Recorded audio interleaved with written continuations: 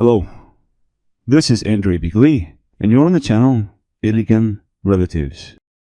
Imagine this. You come home to a crowded house, noise, and hubbub. And then your husband announces with a broad smile, "Honey, since you got fired, I've invited Serega and his family to live with us. You'll fry them cutlets and you'll feel needed." Let's hear how it ends. The hallway smelled of someone else's feet and cheap deodorant, sharp as a blow. Irina froze in the doorway, not even having time to take off her coat. Her apartment, her sacred two-room apartment overlooking the Great Park, was filled with a hum. The sounds were alien: laughter, the smashing of glass, the slap of Beth's heels on the laminate flooring. And then there was the smell. Not only did sweat smell like something burnt, but this smell now seemed to her like the decay of her own life. "Oh, Irishka." Oleg's head poked out of the kitchen, the key doorway. His face was shiny. His tie was askew. He held a half-empty can of beer in his hand. And here we are, celebrating. Irina slowly placed her bag on the ottoman. Inside was her work record book with a note about her dismissal by mutual agreement and a severance package sufficient for 2 months. Oh, 2 months of modest living. Yeah. He wanted a quiet bath and maybe a glass of wine in the dark. Instead, Serega stumbled out into the hallway. Serega was Oleg's colleague in the logistics department, although Irina always considered the department a hangout for slackers. Serega was big, flabby, and took up so much space. Behind him loomed a woman with bleached hair pulled back into a tight ponytail and 2 7-year-old twins who had already managed to smear something chocolate all over the mirror of the closet. "Hello, hostesses," Serega barked, extending a sticky palm, but pulled it back, just in time, noticing Irina's icy gaze. "Oleg?" Irina's voice was quiet, but there was a ring of steel in it. "What's going on?" Oleg jumped up to her, put his arm around her shoulders, breathing in the scent of hops and pickles.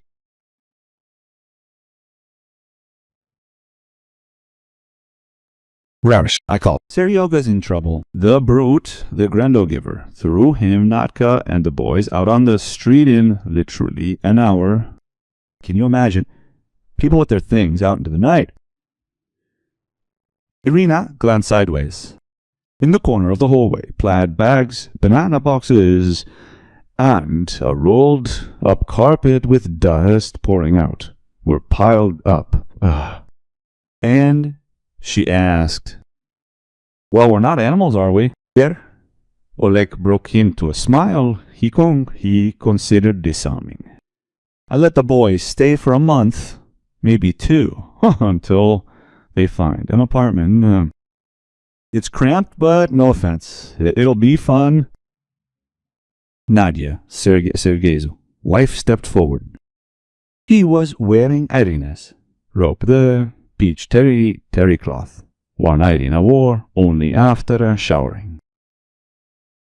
"Oh, Irina, thank you," she chattered, but her eyes were scanning the room, assessing the cost of the wallpaper. "Yeah, we'll be quiet. We'll lie down on the couch in the big room, and I've inflated a mattress for the boys. You still have the second room since you're childless." Blow below the belt was delivered with the skill of a professional boxer. Irina and Oleg didn't have children, not because they didn't want them, but because it just didn't work out. 10 years of doctors, tests into tears into the pillow. Nadia knew it. Irina looked at her husband. She waited for him to reprimand the guests, but Oleg merely nodded, shining like a polished samovar. Samovar. Make yourself at home, Irina muttered, kicking off her shoes. I'm taking a shower. Irish, I'm busy. Nadia giggled. The boys are taking a bath. After all, they're dirty from outside. A splash and a scream came from the bathtub, followed by the sound of something heavy falling on the tiles. Irina closed her eyes. A deep breath. Life had turned into a communal apartment from the 1930s, only without the right to correspond. She and Oleg had struggled to buy their apartment. They sold Irina's grandmother's Khrushchev-era apartment. Oleg's parents added their savings plus 5 years of a baked mortgage diet. Every square meter of this apartment was earned for and paid for with nerves. Irina loved her home. She loved order. She loved it when cups were stacked with their handles to the right and towels hung by color. Now in her sink, a sour mountain of other people's dishes with dried-on buckwheat groat sat. Serega, they turned out to be a man of noise. He didn't talk, he broadcast. The TV in the living room lit from 6 a.m. until midnight. Serega considered it his duty to comment on every news item, sitting in his underwear on the sofa that Irina spent 3 months choosing. Oh, look, Urk is gone, he shouted as she, head hunched, made her way to the kitchen for water. A business sausage. Listen, Oleg, what yours always sits at home, not looking for work. He's looking, Serega, he's looking.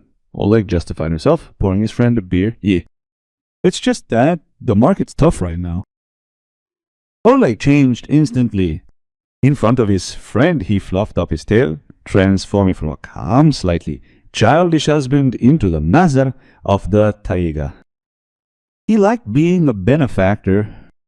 He liked it when Serega kept ogling him, when Nadia kept praising the apartment. By humiliating Irina, he was raising his status in the pack. Irina was silent. She didn't make a scene. She just watched. On the third day, Nadia, whom Irina secretly called an Afit, decided to restore order in the kitchen. I poured your grains in there, she declared, stirring some concoction in Irina's favorite Teflon-coated saucepan with an iron spoon. You're like a pharmacy. It's not humane. And I removed your flowers from the windowsill. There's not enough light. A vicus tree Irina had been growing for 5 years now stood drooping on the floor in a dark corner of the hallway, a mosa, or a broken branch. Nadia, Irina said very calmly, put the flowers back. Oh, come on, the guests waved them off. Are you feeling sorry for us? By the way, our washing powder is gone. I took yours, the one, in the blue box. It's okay, it smells nice. It was a Japanese concentrate for delicate fabrics for 3,000 rubles. Nadia washed Sergei's dirty socks and children's jeans in fuel oil with it. Irina returned to the bedroom. Oleg was lying on the bed, scrolling through his phone. Oleg, how much longer are they going to live here? He didn't even look up. Come on, Ire, what are you starting with? People have problems. Serega says there are options, but everything is expensive. We need to help. We're friends after all. Friends don't act like locusts. Irina snapped. They eat our food burner. Our lights use my makeup merely is Nadia smeared half my face with my cream today. Are you stingy with your friend's cream? Oleg finally tore his eyes away from the screen. A look of disgust crossed his face. You've become petty, Ira, stingy. I earn money. I have the right to invite guests. Moreover, now you sit at home and don't contribute. That's it. You don't contribute. Irina looked at her husband as if she was seeing him for the first time. 10 years of marriage, where she ran the entire church and dealt with repairs, documents, taxes, where her salary often exceeded his. All of this was wiped out by one fact of dismissal. Okay, she said. I heard you. She didn't yell. Yelling would be a sign of weakness. Irina was a mid-level accountant at a major construction firm barely before it was acquired by competitors. She knew how to work with assets, liabilities, and illiquid assets. Serega and his gang were illiquid assets. Oleg had become a risky asset. The plan was hatched on the morning of the 5th day, when Irina discovered that the twins had scribbled on her passport with a marker. Not much, just the registration page. But it was enough. The first thing Irina did was conduct an audit. She pulled the plug. The Wi-Fi password had been changed. When Serega's indignant cry, "What's going on?" the internet went down, shaking the apartment. Irina calmly made coffee. I didn't pay for the internet. She shrugged. There's no money. I'm unemployed. Oleg, Serega roared. Sort it out. Oleg came running, red-faced and fussy. Ira, pay right now. From which card? She asked calmly. Mine's empty. You haven't given me any money for housekeeping for 3 days. It all goes to food for your guests. If you want internet, pay yourself. Oleg hesitated. He hated dealing with household bills. He didn't even know the account number. Irina knew he wouldn't bother. He'd just share internet from his phone. But that was only the beginning. The second step was food. Irina stopped cooking for everyone. She bought herself kefir, an apple, and a pack of cottage cheese. She ate it right away or hid it in the room. The refrigerator was empty within 24 hours. Listen, Ira, what eat? Serega asked in the evening, peering into the empty pots. Nadka is tired. She says there are no groceries. So buy some. Irina smiled at the corners of her lips. The store is downstairs. Well, come on. The guest was offended. We're saving up. You could have whipped up a pot of borscht. You have nothing better to do anyway. You have nothing to do with it. Irina snapped. There was a scandal in the evening. Oleg was shouting in a whisper in the bedroom that she was embarrassing him in front of people. That she was a greedy woman. Ira listened and made notes in her notebook. The next day, she left home early in the morning. She abandoned Oleg for an interview. In fact, she went to see a real estate agent named Lenka. Lena, check for one person for me, Irina asked, handing a piece of paper with Serga's information. He took a photo of his passport when it was lying on the nightstand where it was registered as being in property. Lenka tapped away at the keys, chuckled, and made a couple of calls. 20 minutes later, Linsuete's aunts fell. Ira, you say he's living with you because he was kicked out? Okay. Well, listen. The Sergei Petrovich Voronov owns a 3-room apartment on Lenin Street, which he inherited from his grandmother 6 months ago, Ramadallo. He also has a small apartment with a mortgage which he rents out. The 3-room apartment, according to the ad database, is currently rented out by the day. The price tag is exorbitant. Irina felt her lips stretch into a predatory.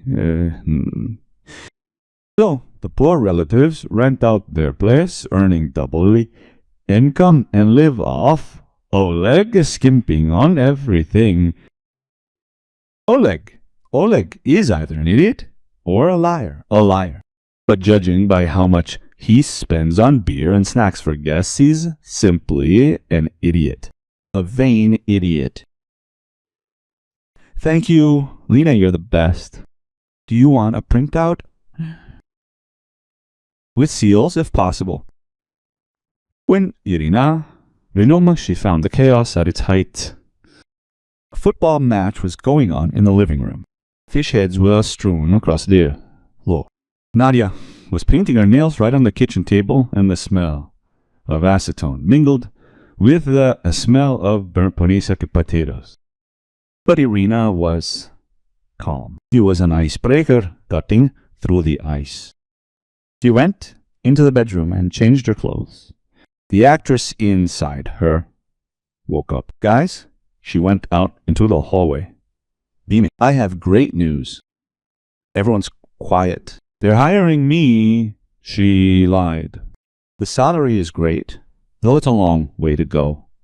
But I need to splash out. Dinner is on me tonight. Oh, Serega perked up. That's a different story. I respect you. Oleg breathed a sigh of relief. He thought the rebellion had been suppressed. His wife came to her senses and returned to the stall. Come on, Irina. He patted her on the shoulder. Make it beautiful, the way you know how. Buy some meat and some cognac there. Of course, my dear. Give me your card. Oleg, softened by the prospect of a banquet, handed over the card. Irina went to the store. Tonight everything would be decided at the farewell dinner. She bought some ground meat at the red price, a bottle of regular vodka, and a few things from the hardware store. When she returned, Nadia even deigned to help peel the onions, though don't stop whining about being a man, be a cross to being a cross to. Evening was falling on the city. The aroma of cutlets, those signature ones juicy, with garlic and white bread soaked in milk, drifted through the apartment, drowning out the stench of unwashed bodies. The table was set. Irina was getting out the formal tablecloth. Everyone sat down. Serega rubbed his hands, greedily eyeing the platter with the mountain of cutlets. The children were banging their forks. Well, to the new job, Oleg proclaimed, pouring out the vodka. Brr, off she goes, my dear, Serega grunted, knocking back his shot. Well, Urka, well done. Now I see, woman, you were wandering around like a moth. He reached for the largest cutlet with his fork. Irina was standing at the stove. In her hands she held a heavy cast-iron frying pan on which the last batch was being fried. Listen, Oleg, infuriated, felt like a king. He glanced around the table, lingered his gaze on his wife, who, as it seemed to him, served him and his friends with devotion. Then he wanted to consolidate his success, to finish him off, to show Serega who was alpha here. He leaned back in his chair and, winking at his friend, you see, sunshine, it's good that I got Yoga and his family on board. You don't work. Oh, I won't tell you about your new job yet. There's still a lot to do there. And now you'll fry cutlets for them. You'll feel needed. And the fact that you're alone within four walls, moping. In the room, silence fell. Nadia stopped chewing. Serega froze with a fork to his mouth. Even they were stunned by such generosity. Irina slowly placed the skovárda on a wooden stand in the center of the table.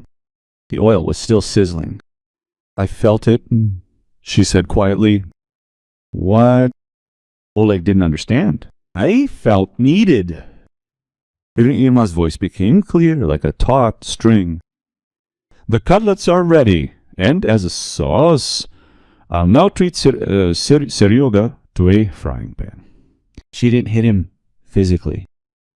With a sharp movement, she lifted the sguarda and slammed it back onto the stand, like a judge's gavel. Bam! That splashed onto the tablecloth, but before I didn't get to the people, what's with the hysterics? Oleg jumped up. Irina reached into her apron pocket and pulled out 8 folded sheets of paper. Sergei Petrovich, she began in an official tone, throwing the papers right onto the guest's plate on top of the cutlet. Check them out. Serega squinted weakly. What is this?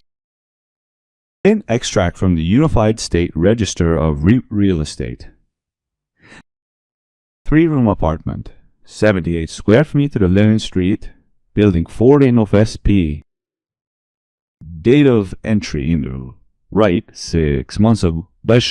Nadia choked on her cucumber. And this is what Irina threw down the second sheet.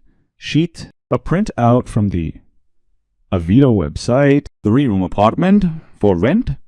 By the day, 8,000 rubles. Per day, cash.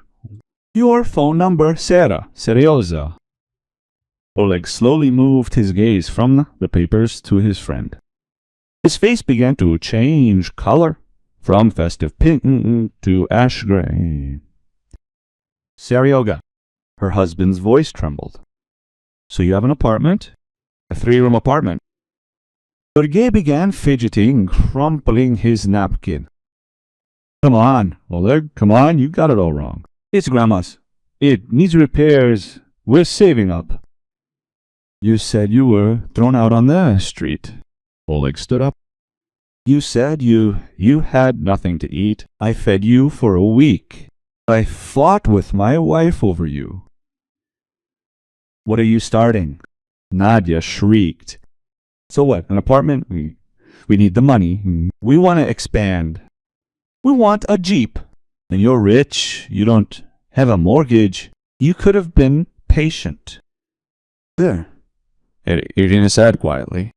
What? Seryoga muttered, trying to regain his dominance. Over there. Irina picked up the frying pan by the handle. Now it didn't look like a kitchen utensil. In her hands it was a cold, blunt weapon. Vespin. You have 5 minutes.